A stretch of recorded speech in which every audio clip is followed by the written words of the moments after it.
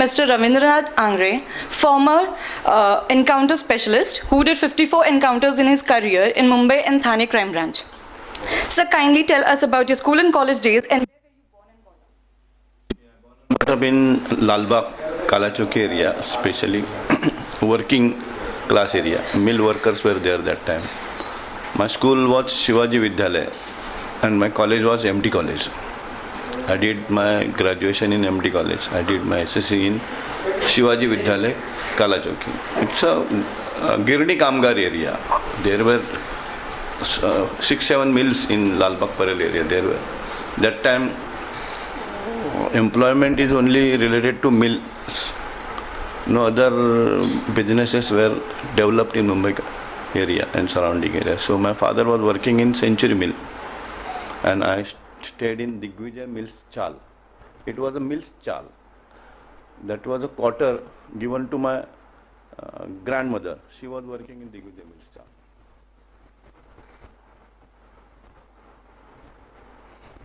And my childhood passed in Lalbagh Parel, Kalachowki area. do you always wanted to join police force? Yeah, I wanted to be an officer, especially in police department. That way, there is a glamour to police departments. We were watching inspectors, sub-inspectors going on bullet vehicles.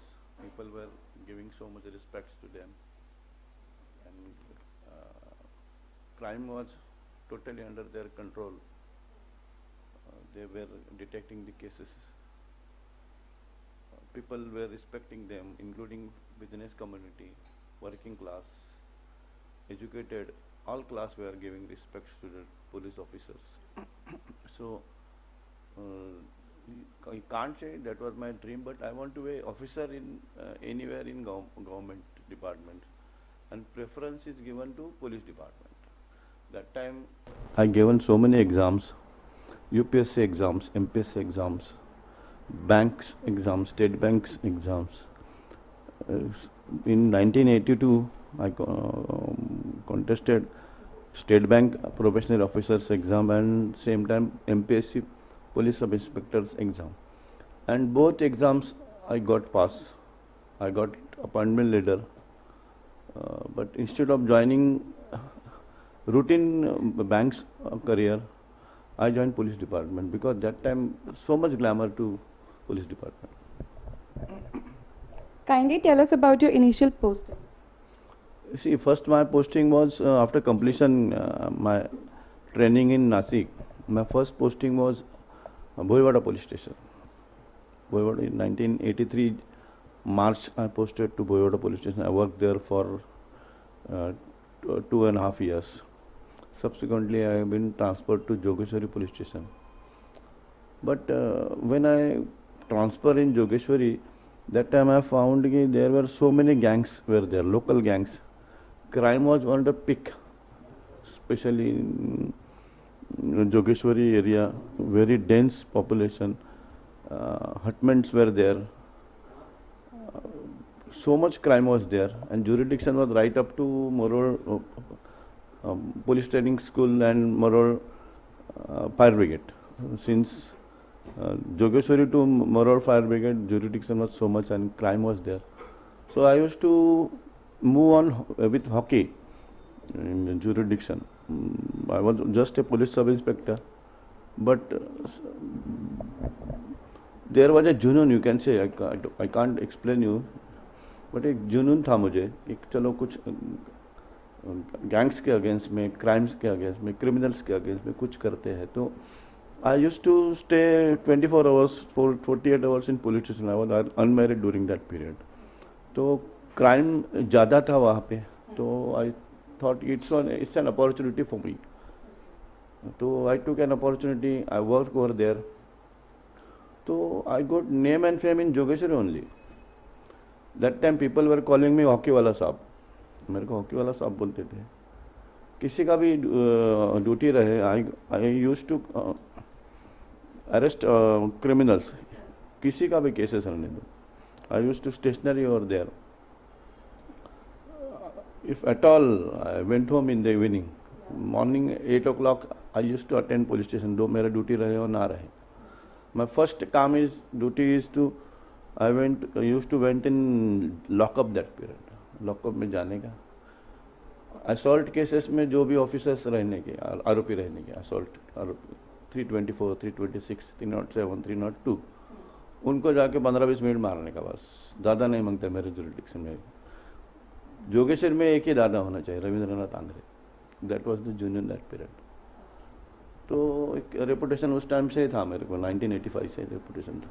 People डरते थे, criminals डरते थे, अच्छे लोग पास में आते थे.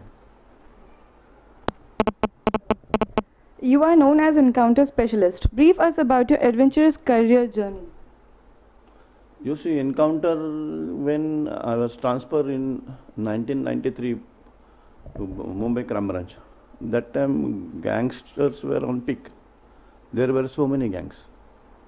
Chota Shakil gang, Dawood gangs, Gawli gang, Amar Naik gang. Afterwards, Chota Rajan got separated from Dawood. He formed his own gangs. Those killings were rampant. Constantly there were extortion killings. So government during that period very much under pressure how to control this crime. Both gangs, Rajan gangs and Chota Shakil gangs, at the same time Gawli gang was there, Amar Naik gang was there.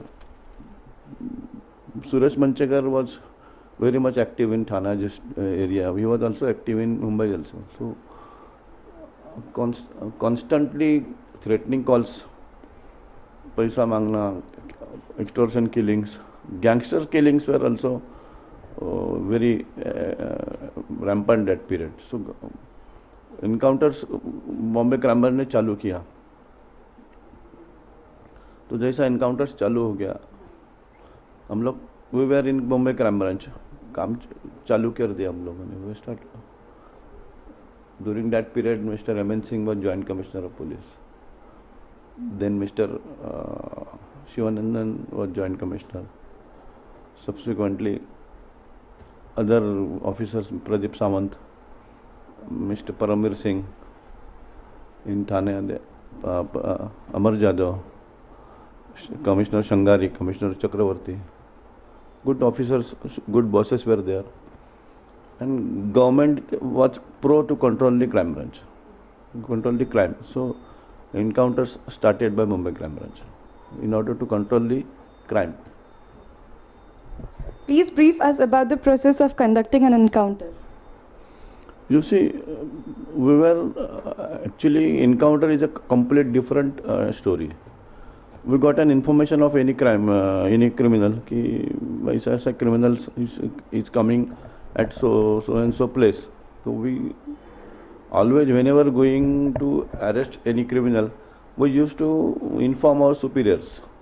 Like sometimes if the criminal is so dreaded, if there were 3-4 murders in his name, 4-5 murders, 6-7 robberies, 20-22 cases in his name, and mainly informer was informing us कि he always carrying the pistols, he always carrying the revolvers, he always, sometimes he used to carry Sten gun also in his vehicle. He is carrying Sten gun, AK-47, AK-56, pistols. So we used to brief our superiors कि so and so criminal is coming after 3-4 hours at so and so place and he is carrying pistols. There were 30 rounds in his pistols because one of his colleague has informed this information. So at time of going for arrest, we sit always with our superiors कि बाबा क्या हो सकता है अगर if he fires to what आपका preparation, what is your preparation, team, whether your team is ready, took bulletproof jackets, took skull cap, go with preparation. First तुम जगह का रेकी करो, आने वाले कमिंग रूट पे आने वाले प्लेसेस पे मूव ना करो, exit places, access point, exit point उसका स्टडी करो. तो हम लोग स्टडी करते थे वो आने से 1-1.5 घंटा पहले. तो हम used to post our staff at some important places, and then we, as soon as that criminal arrives, we warn him to get yourself surrendered. So when he saw that police is very active, there are 7-8 policemen to come to arrest me. So he react. He knows कि अभी there are 8-10 murders in my name, तो अभी jail में जाऊंगा तो मेरे को मरना ही है. तो instead of surrendering them himself, he used to fire on police. So in order to protect ourselves, in retaliation, you fired on him. So in that case, sometimes he got injured. So as soon as he fall down, we go and collect him, bring in police jeep to police hospitals. So sometimes after 2-3 hours, sometimes 4-5 hours, मर जाता है वो. So this is an encounter. हाँ, तो we were not prepared to kill him. We were going to arrest him. In fact, killing was not our motive. But when he opened the fire on police, in order to protect me, myself and my staff, तो हम लोग prepare करके रहते कि आप 2 लोग fire करो अगर फायरिंग होती है. तो इन रिटेलिएशन समटाइम्स आदमी गैंगस्टर मर जाता है. Please elaborate us about your most challenging assignment. My most challenging assignment was Mr. Suresh Manchekar. He was a gang leader. There were nearly 50-60 murders in his name. He is controlling whole gang. There were nearly 400-500 boys in his gang. In that 4-5 boys, nearly like 30-40 second cadre criminals उसके gang में थे. उनके नाम पे 10 murders, 5 murders, 6 murders, ऐसे murders थे. तो in 2000 I posted in Mumbai, from Mumbai to Thana police. In Thana police, Mr. Sangari posted me to crime branch, anti-extortion cell. I was heading anti-extortion cell Thane. So there were nearly 200 extortion calls when I took charge in Thane. So it's a very big thing, it's a shameful thing for the police department. There were 200 calls throughout police commissionerate, and most calls were from Suresh Manchekar's gangs, Chota Rajan gangs, Hemant Pujari gang, Ravi Pujari gang, and Shakil gangs. So as soon as I join over there, I start getting information about all the gangsters. In fact, I was prepared in Mumbai crime branch itself. There were the gangs which active in Mumbai and Thane. There were both, all gangs are Mumbai and Thane. They are active. So I was very familiar with the gang leaders also, their subordinates also, their active members also. So names were with me only. So I started getting active in the Thane crime branch. So in Thane crime branch, there were 21 encounters, including Suresh Manchekar. Suresh Manchekar gang का वहाँ पे बहुत बड़ा दहशत था. उसके 10-12 लोगों को मैंने इनकाउंटर्स कर दिया, और बाद में सुरेश मंचेकर का इनकाउंटर हो गया कोल्हापुर में. उसके इनकाउंटर के बाद gang complete wiped out. Same thing in Mumbai, Amar Naik was killed by Mr. Salaskar.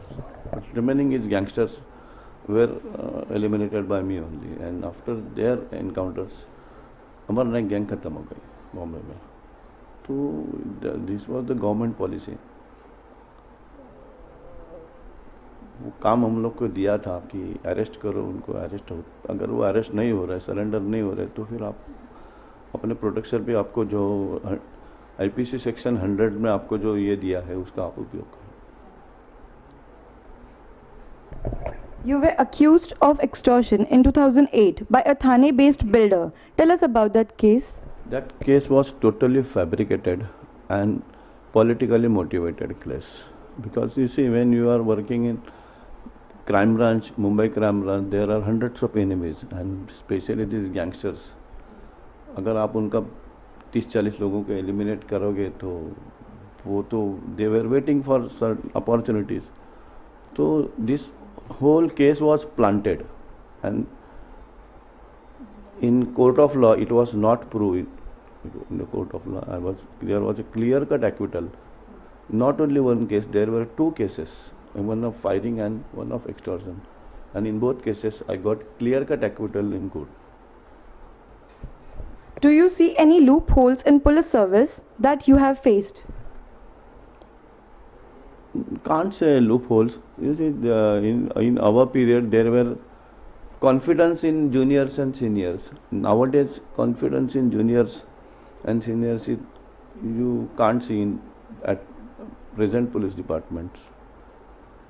Rest of the things is like it's not good to speak on publicly. That certain other things I can't say on. Why do you choose to join Bharatiya Janata Party?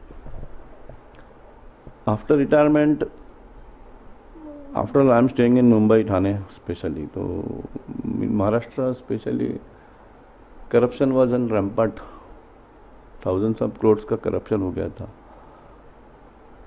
And ruling party was responsible for that. Narendra Modi साहब ने गुजरात में बहुत अच्छा development किया था. उनके नेतृत्व में बीजेपी पार्टी उभर रही थी. तो एक आइडियल आदमी is coming in Indian scenario and you want to lead the country, you want to wipe out the corruption. You see, because of corruption हमारा नियरली 50% पैसा is going in waste. As far as Maharashtra is concerned, there was corruption in almost all departments. Irrigation department, PWD department, UD, excise, police transfers के लिए उस time पे पैसे लिए जाते थे, ऐसा बम बम हो गया था. तो to improve the image of the state, to improve the image of the central government country, I joined the BJP party. Considering Narendra Modi's face, considering his views, considering his ideas, considering his leadership, his dynamism, and performance is given in Gujarat, like enchanting personality, I joined BJP. Now, as you are member of BJP, what is your future plans? My future plan is, मैंने अभी statement दी थी, अभी मैंने एक boards भी लगाए थे कि ठाणे महानगर पालिकेतील भ्रष्टाचारी गोल्डन गँग संपवणं. Corruption is my first target. In Thane municipal corporation there is corruption in almost all department, in TMT, in water department, in solid waste management, in all tenders, in education department. आप मुझे एक department ऐसा बताइए कि जिसमें corruption नहीं है. तो इसको कहीं ना कहीं तो आपने को स्टॉप करना है. मैंने हमेशा लीड लेके काम किया है, तो इस पॉलिटिक्स में भी मुझे करप्शन हटाने के लिए मैं लीड लेके बीजेपी में मैं आया हूँ. मैं लीड लेके काम करूँगा. मैं हमेशा एजुकेटेड कम्युनिटी को अपील करता हूँ कि आप लोग इस देश में रहते हो, लेकिन इस देश में पॉलिटिक्स में भाग लेना आपने छोड़ दिया है. मिडिल क्लास लोग हैं, एजुकेटेड लोग हैं, हैव्स कम्युनिटी है. अगर उन लोग आप रिस्पॉन्सिबल बिहेव करेंगे, पॉलिटिकल चीज़ों पे ध्यान देंगे, जो राजनीति में चल रहा है उसके ऊपर वॉच करेंगे, करप्शन को ख़त्म करने के लिए प्रयास करेंगे, तो मुझे नहीं लगता ये कोई डिफ़िकल्ट बात है. Corruption is my first motive. Irradiation corruption, zero tolerance of corruption. Now, will Shiv Sena BJP complete their tenure of 5 years? As we see, there is lots of difference in both parties. Please comment. I am 100% sure we'll complete 5 years. There are certain misunderstandings, some difficulties, बाकी की चीज़ें हैं, लेकिन I am damn sure 5 years will complete. Opposition always blame Modi ji that he is only looking for big industrialists like Tata and Ambani. He is not working for poor. What would you like to say? नहीं, जनधन योजना हमारी है. हमने bank में गरीब लोगों को खाता निकाल के दिया है। अभी देवेंद्र फडणवीस साहब ने 45 ऐसे गवर्नमेंट्स के काम है जो टाइम बाउंड किए हैं। एट द सेम टाइम हमारा क्लस्टर डेवलपमेंट का जो डिसीजन है जो फडणवीस साहब का है वो भी for looking into consideration poor people वो डिसीजन है। At the same time Fadnavis government ने और एक मेजर इंपॉर्टेंट डिसीजन लिया है कि 1 जनवरी 2015 तक जितने भी बिल्डिंग्स हैं वो सब लीगल हो गए।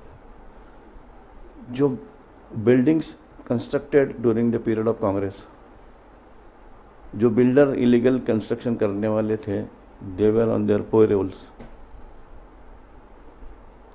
लेकिन खरीदने वाले गरीब लोग हैं। तो in order to protect poor people Fadnavis साहब ने ये डिसीजन लिया है।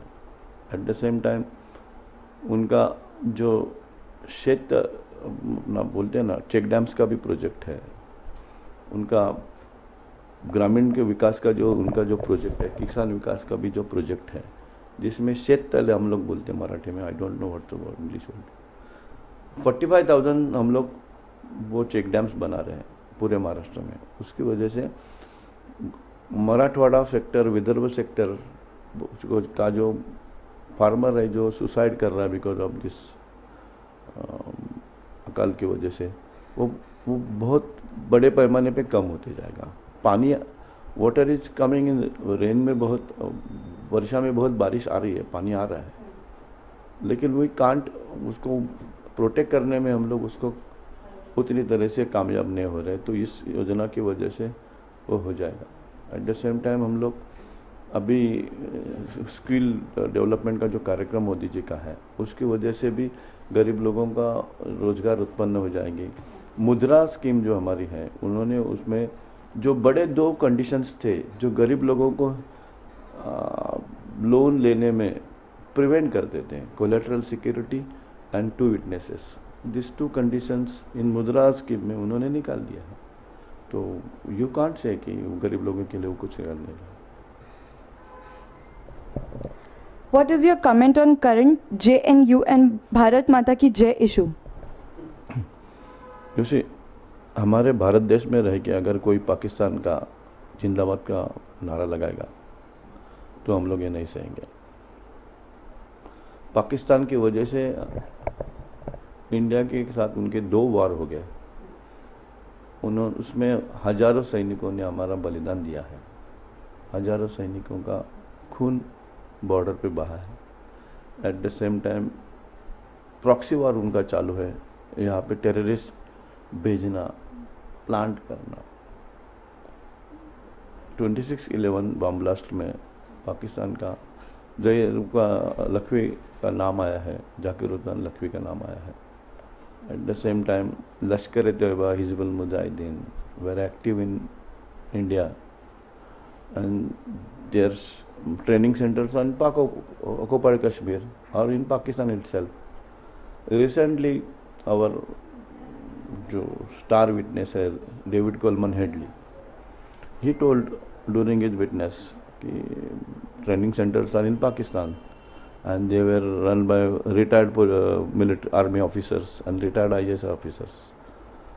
अगर ये सब बात आ गई, even Kasab told us during that period, जो उनके सैटेलाइट फोन्स जो चालू थे, Taj, Nariman House, Oberoi and other area, calls were from Pakistan. तो अगर पाकिस्तान हमको पिछले 40 साल से इतना डिस्टर्ब कर रहे हैं, हमारा इकोनॉमी को इतना डिस्टर्ब कर रहे हैं, हमारा पीस को डिस्टर्ब कर रहे हैं, हमारा प्रोग्रेस को डिस्टर्ब कर रहा है, और अगर उनकी जिंदाबाद का हम लोग कोई नारा लगाए हमारे भारत देश में, तो हम लोग नहीं सहेंगे। ये देश के विरुद्ध है और वो देशद्रोही लोग हैं। Now everywhere there are water crisis. How our government can overcome that? You see, बारिश पूरा इंडिया में कहीं भी कम नहीं है। Rainfall is not less anywhere in India. To उनको how you materialize, उनको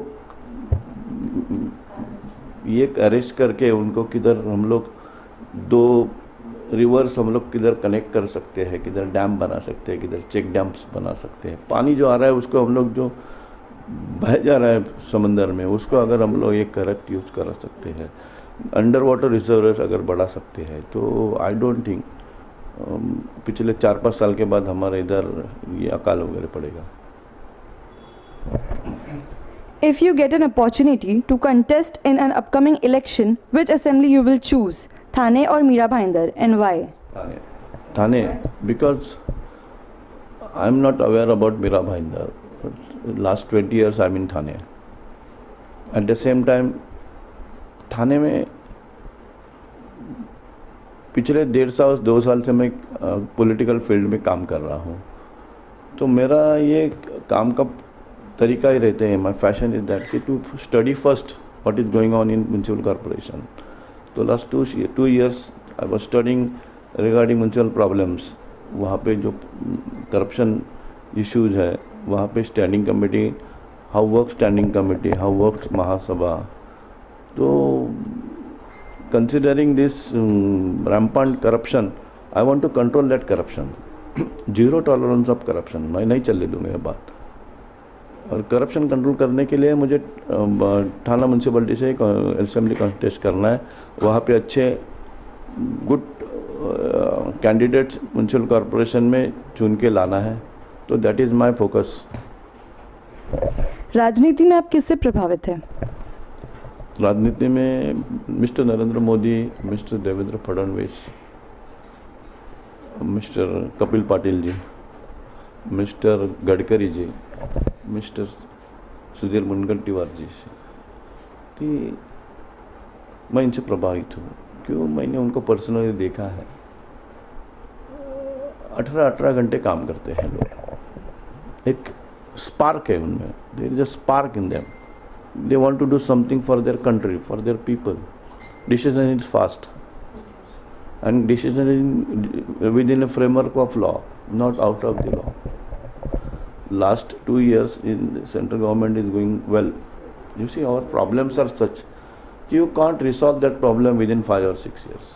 You see, at least process is going on for that. Mr. Modi is doing sincere efforts to eradicate corruption, to eradicate poor people's ये, तो वो sincere efforts कर रहे हैं। उन्होंने अपने मिनिस्टर्स लोगों को भी ये सब करने के लिए सब ये करके रखा है, पूरा कंट्रोल में है उनकी government. Same things in replicating in Maharashtra, mister Fadnavis is doing well, उन्होंने अच्छे डिसीजंस लिए हैं, वो अच्छा काम कर रहे हैं रात और दिन। उनके फेस इसमें बॉडी लैंग्वेज में अपने को दिखता है कि वो गरीब लोगों को कुछ करना चाहते हैं। एक भी करप्शन का कंप्लेंट अभी तक सेंट्रल गवर्नमेंट स्टेट गवर्नमेंट पे आया नहीं है, तो it's achievement you can say. पैसा मेनली देखो ना आप कि सिंस इंडिपेंडेंस बहुत सारा पैसा हमारा करप्शन में चला गया। आज we are in 67th independence इस ईयर में चल रहे हैं। Some western countries change completely in 10-15 years, and in 67 years we can't get good results. So because of corruption and wrong politicians, their wrong policies, we can't change ourselves. आप अपना खाली समय कैसे व्यतीत करना पसंद करते हैं?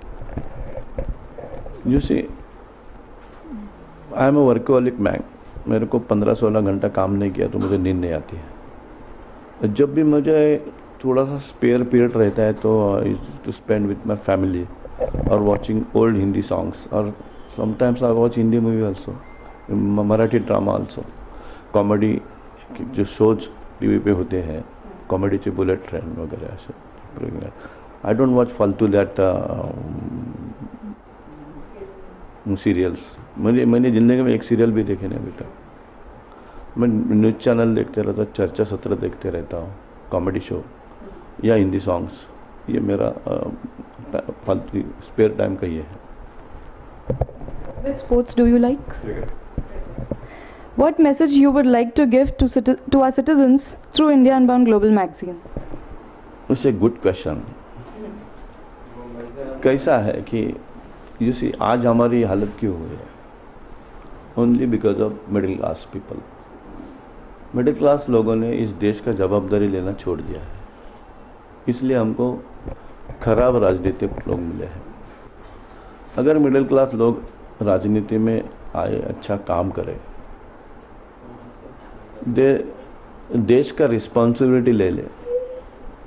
आज का मिडिल क्लास लोग जो है वो लोग पॉलिटिक्स को कुछ अछूत समझते हैं, अनटचेबिलिटी समझते हैं। ये कुछ गलत है, ये कुछ गंदा बात है, ऐसा नहीं है। पॉलिटिक्स यानी क्या है, इसका वन लाइन डेफिनेशन क्या है कि गरीब का जीवन परिवर्तन करने का एक साधन है राजनीति। अगर आप वहाँ पे अच्छे लोग नहीं आओगे तो वो वैक्यूम क्रिएट हो गया है और वहाँ पे फिर गलत लोग आ गए हैं।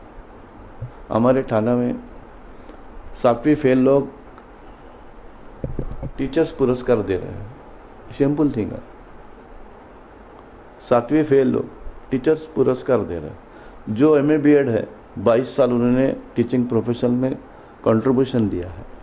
तो ये हमारा राजनीति है और ये क्यों हुआ है कि मिडिल क्लास लोग जो पॉलिटिकल पार्टिसिपेशन जीरो है, उनका जीरो लिटरली। वो अपने फैमिली, अपना प्रॉपर्टी बढ़ाने में, अपना बैंक बैलेंस बढ़ाने में, इसमें मस्त है। तो ऐसा नहीं चलेगा।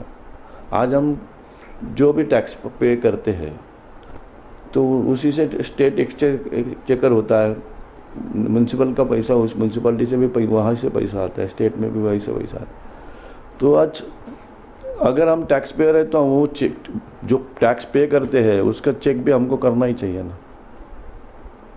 5-6 लोग गिने चुने 5-6 लोग हमारी ठाणे म्यूनसिपलिटी चलाते हैं। बाकी के जो corporators, all corporates are only they are just puppet in their hands, they are not doing anything. कुछ जनता का काम नहीं हो रहा है, एजुकेशन का कुछ काम नहीं हो रहा है। वही कॉन्ट्रैक्टर्स है, वही लोग टेंडर मैनेज करते हैं, वही सब लोग करते हैं। तो मेरा एक संदेश है, मेरा एक लोगों को कहना है कि तुम्हारा देश है, ये तुम्हारा महाराष्ट्र है, तुम्हारा ठाणा है, तुम्हारा मुंबई है, तुम्हारा मेरा भाईंदर है। तुम लोग पार्टिसिपेशन नहीं करोगे तो आपको गलत राजनीतिक मिलेंगे, और गलत राजनीतिक मिले हमारा देश का विकास नहीं होगा। अगर हम लोग फॉरेन में, यूरोप में और हम लोगों में देखेंगे तो there are vast differences in our politicians and European politicians. England का प्राइम मिनिस्टर आज राजीनामा दिया तो दूसरे दिन सेकंड क्लास के लाइन में टिकट के लिए खड़ा रहता है, और हम लोगों ने हमारे पॉलिटिशियंस को सर पे चढ़ा के बैठा है। वेस्ट जर्मनी चांसलर, उसके इक्वलेंट रैंक नरेंद्र मोदी साहब का है। 1100 स्क्वायर फीट के फ्लैट में रहते हैं और उसको 2 सिक्योरिटी है। चांसलर ऑफ वेस्ट जर्मनी, उनके रैंक नरेंद्र मोदी जी के साथ में। हम लोग हमारे पॉलिटिशियंस को बहुत ज़्यादा रिस्पेक्ट देते हैं। हम लोगों ने उनको रिस्पेक्ट देना चाहिए, लेकिन इतना नहीं देना चाहिए। They should be answerable to us कि जो भी MLA जाता है, जो भी MP जाता है, एटलीस्ट 6 महीने में हमारे कॉन्स्टिट्यूंसी के लोगों ने उसको बुलाना चाहिए। आपने क्या परफॉर्मेंस किया, काम हमको बताओ, आगे का आपका प्रोग्राम क्या है। हम लोग ने आपको वोट दिया, आपको बताना पड़ेगा। आप मालिक नहीं है, हम लोगों ने उनको मालिक बना के रखा है, वो मालिक नहीं है हमारे। तो जब अनलेस एंड अनटिल हम लोग उनको क्वेश्चंस नहीं करेंगे, उनको प्रेशर में नहीं रखेंगे, तो हमको अच्छे राजनीतित्व नहीं मिलेंगे। मेरा तो ये कहना है इस देश के लोगों को कि आज हमारे देश में जिनका मंथली इनकम 10-15 लाख है, ऐसे 20-25 हज़ार फैमिलीज रहेंगे। उन्होंने एक बच्चा अभी देना चाहिए देश के लिए। जा बेटा, पैसा मत खा, अभी ये गलत राजनीति है, उनको हकाल दे वहाँ से। तू काम कर, खादी पैंट शर्ट डाल, कुछ पैसा नहीं कमाए तो भी चलेगा, जा। जवाबदारी ले, देश का जवाबदारी लोगों ने देना छोड़ दिया है। देश का जवाब, देश कैसा आगे बढ़ेगा, लोगों ने, हमने जवाबदारी लेना चाहिए। आज देखो, मैं किसी को ब्लेम नहीं करता हूँ, अमीर गरीब भी नहीं मैं करता हूँ, लेकिन आप देखो गरीब का बच्चा पुलिस में जाता है, आर्मी में जाता है, एयरफोर्स में जाता है, SRP में जाता है, CRPF में जाता है, इंडो तिब्बतन फोर्स में जाता है, इस देश के लिए वो बलिदान देता है। और मिडिल क्लास लोग और उनके बच्चे सिटी में देख के मज़ा मारते हैं। तुम इस देश का जवाबदारी लेना सीखो, राजनीति में जाओ। सब लोगों ने इलेक्शन लड़ना चाहिए ऐसा मेरा कहना नहीं है। स्वच्छता करो, सोसाइटी के मीटिंग्स में जाओ, म्यूनसिपल स्कूल का एक आधा बच्चा अडॉप्ट करो, एनवायरनमेंट में जाओ, झाड़ लगाओ, अनाथ आश्रम में जाओ, आई डोनेशन में काम करो, ऑर्गन डोनेशन में काम करो, लोगों को अवेयर करो क्या चालू है क्या नहीं, एडवाइजर्स बनो। अनलेस एंड अनटिल हम लोग प्रैक्टिकली गवर्नेंस में पार्टिसिपेशन नहीं करेंगे, हमारे देश का परिवर्तन नहीं होगा। और इसीलिए मैं राजनीति में आया हूँ। मेरा एक ही मकसद है, मेरा अभी 58 साल उम्र है, 20-25 साल के बाद मरूंगा, कुछ अच्छा करके मरना चाहता हूँ। What message and suggestions you would like to give to our Mumbaikars and Thanekars? देखो, मुंबईकर लोगों को मैं कहना चाहता हूँ और थानेकर लोगों को भी, एक एजुकेटेड लड़का है, समझो उसकी एजुकेशन BCom है, BA है, या इंजीनियर भी होगा एक आधा लड़का, आप भी इंटरव्यू ले रहे हो समझो। जनरली उसकी स्टार्ट की सैलरी क्या होती है? 10,000, 12,000, 15,000। शादी होने तक उसकी सैलरी क्या होती है? 20,000। उसकी मिसेस की सैलरी 15,000। दोनों को मिला के समझो 30-35 हज़ार सैलरी होती है। साल का कितना हो गया? 30,000 के हिसाब से 3,60,000। 3,60,000 सैलरी के लिए दो एजुकेटेड लोग यहाँ से ट्रैवल करके स्टेशन जाते हैं, स्टेशन से ट्रैवल करके वो आगे के डेस्टिनेशन पे जाते हैं, वहाँ से ट्रैवल करके फिर काम पे जाते हैं, वहाँ 8-9 घंटा काम करते हैं और फिर रिवर्स 3 ट्रैवल करके अपने घर पे आते हैं। फिर हम लोग बराबर हिसाब किताब लिख के रखते हैं, इलेक्ट्रिक के लिए इतना, पानी के लिए इतना, भाड़ा इतना, मेरा पर्सनल खर्चा इतना, कपड़ों के लिए इतना है, बच्चे का एजुकेशन के लिए, पूरा हम लोग लिख के रखते हैं। 3,60,000 रुपये के लिए दो एजुकेटेड लोग इतना मेहनत करते हैं। मुंबई म्यूनसिपल कॉरपोरेशन का बजट 37,000 करोड़ है, उधर हम लोग ध्यान ही नहीं देते, इसलिए गलत लोग जाके बैठे हैं वहाँ पे। वही बात थाना में है। थाना का बजट 2,500 करोड़ का बजट है, हम लोग उधर ध्यान, हमारा पैसा है, हमारे टैक्स में से पैसा जाता है। मुंबई महानगर पालिका का बजट 37,000 करोड़ है, उधर हम लोग ध्यान ही नहीं देते, इसलिए कुछ गलत लोग वहाँ के आके बैठे हैं। आज ही पेपर में न्यूज़ आया, 500 करोड़ के सब प्रस्ताव थे, 7 मिनट में पास कर लिए उन्होंने, कुछ डिस्कशन नहीं, कुछ नहीं। ये कैसा हो सकता है? क्यों हो गया ये? हम लोग ध्यान नहीं दे रहे, हम लोग उनको क्वेश्चंस नहीं पूछ रहे। हर साल पेपर में न्यूज़ आती है नाले का भ्रष्टाचार, और हम लोग पढ़ते और छोड़ देते हैं। एक गरीब आदमी है, 5,000 रुपये की चोरी करता है, उसको पुलिस पकड़ती है, जेल में डालती है, उसको कोर्ट के सामने खड़ा करती है, कोर्ट उसको जामीन के लिए वकील करना पड़ता है, उसको बाई चांस सजा देते हैं। 5,000 रुपये के लिए उसको हम लोग इतना तकलीफ देते हैं, और इधर हजारों करोड़ सैकड़ों करोड़ खा रहे हैं, उधर हम ध्यान ही नहीं देते हैं। ये हमारा पैसा है। इसलिए मेरा मुंबई वासियों से कहना है कि बॉम्बे का पॉपुलेशन है 1.5 करोड़, 1.5 करोड़ का 10% कितना हो गया? 15 लाख। 15 लाख का 10% कितना हो गया? 15,000। 15,000 लोग भी इकट्ठा हो जाए ना मुंबई में, तो साले चिट्टा भाग जाएंगे सब करप्ट लोग। सिर्फ 15,000 लोग एजुकेटेड क्लास, आप लोगों ने इस देश के लिए वक्त देना चाहिए, समाज के लिए वक्त देना चाहिए। गरीब लोगों के हाथ बहुत खराब है, वो अपने परेशानी में मस्त है, तो being an educated class, being an health community, हमको उनके लिए वक्त देना ही पड़ेगा। हम सेल्फिश हो गए हैं। देखो, हमारी इंडिपेंडेंस की लड़ाई है ना 1857 में चालू हो गई, और उसका यश हमको 1947 में आ गया। We got independence in 1947। 90 years हम लोग लड़ते रहे ब्रिटिश लोगों से, उसमें से कई हजार लोग मर गए, कई हजार लोग इंजर्ड हो गए, कई लोगों को पुलिस ने ब्रिटिश के मारा। 180 लोग काला पानी में गए, एक भी वापस नहीं आया। 190 के ऊपर लोग फांसी चढ़ गए। उन लोगों ने ये नहीं सोचा था कि मुझे क्या मिलेगा, मैं क्यों लड़ रहा हूँ। आज उस टाइम पे ब्रिटिश एम्पायर ऐसा था कि लोग बोलते थे कि इनका सूरज कभी डूबता ही नहीं, इतना बड़ा एम्पायर था। उस टाइम पे जो फ्रीडम फाइटर थे, उस टाइम पे ना ह्यूमन राइट्स था, ना कोर्ट हमारा था, ना उनके पास पैसा था, ना उनके पास वकील थे, कुछ नहीं था उनके पास, एक जुनून था। और वो जुनून ही आज कम है हमारे पास। अगर उन लोगों ने ये नहीं सोचा कि मैं क्यों लड़ रहा हूँ, मैं मरूंगा तो मुझे क्या मिलने वाला है, मेरे बेबी को क्या मिलने वाला है, तो आज का एजुकेटेड क्लास ये क्यों सोच रहा है कि मैं क्यों रिस्क ले रहा हूँ इस देश के लिए, मैं क्यों लड़ रहा हूँ इस देश के लिए, मैं क्यों इन पॉलिटिशियन से लड़ रहा हूँ, मैं इनको भ्रष्टाचार निकाल रहा हूँ, ये क्यों सोच रहे आज के लोग। अगर उन लोगों ने ये सोचा होगा तो आज तक हमको इंडिपेंडेंस नहीं मिलता था।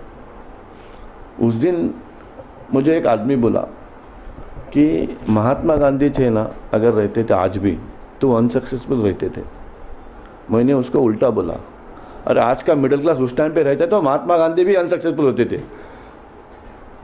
मैंने उनको उल्टा बोला कि आज का मिडिल क्लास अगर उस टाइम पे रहता था ना तो महात्मा गांधी अनसक्सेसफुल रहते थे। आज का एजुकेटेड क्लास उस टाइम पे रहता था, महात्मा गांधी अनसक्सेसफुल।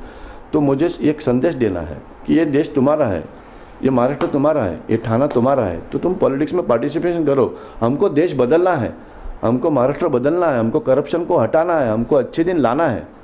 और अच्छे दिन सिर्फ सरकार का जवाबदारी नहीं है, एवरी सिटीजन का जवाबदारी है, और specially haves community educated class का जवाबदारी है। क्यों? गरीब लोग हमारे उनके परेशानी में त्रस्त है। बेचारा सुबह जाता है, काम धाम करता है, 200-300 रुपये मिलता है, आता है, कुछ आने के टाइम पे कुछ दाल चावल लेके आता है, घर में रहता है, झोपड़ी में रहता है, क्या है उसके पास? कुछ नहीं है। तो हम उनसे कुछ अपेक्षा नहीं करते। आज फिर भी वो गरीब लोगों से आर्मी नेवी में हम उनके लोग जा रहे हैं। अमीर लोगों का एक भी आदमी रहेंगे, थोड़े से गिने चुने लोग, बाकी लोग तो आर्मी नेवी में देखो ना आप, मेरा चैलेंज है, एजुकेटेड क्लास फर्स्ट प्रेफरेंस रहता ही नहीं आर्मी नेवी एयरफोर्स को, पुलिस को नहीं रहता है। उनका क्या प्रेफरेंस रहता है? सिविल एंजॉय करो, सिविल लाइफ एंजॉय करो। मिडिल क्लास लोग के 90% बच्चे बाकी का चीज सर्विसेज को प्रेफर करते हैं। इसका मतलब तो अच्छे सिविल लाइफ हम लोग एंजॉय करते हैं, हम लोग मज़ा मारते हैं सिटी में। तो हम जवाबदारी क्या है, देश के लिए करते क्या है हम लोग? देश के लिए हम लोग कुछ नहीं कर रहे।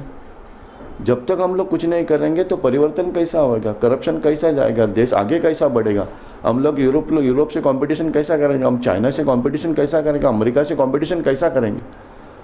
आप देखो यूरोप के लोग हैं, उनके लोगों के चेहरे पे एक चमक रहती है, उनकी आँख में एक चमक रहती है कि ये हमारा देश है। आप जाके कोई कचरा डाल दो वहाँ पे, तो आपको ऊपर पुलिस बाद में ऑब्जेक्शन करेगा, वहाँ का सिटीजन पहला ऑब्जेक्शन करता है आपके लिए कि हमारा देश है, यहाँ पे गंदगी नहीं चलेगी। तो सेंस ऑफ रिस्पॉन्सिबिलिटी हमको लेनी पड़ेगी। ये मेरा संदेश है। आपके कीमती समय के लिए बहुत बहुत धन्यवाद।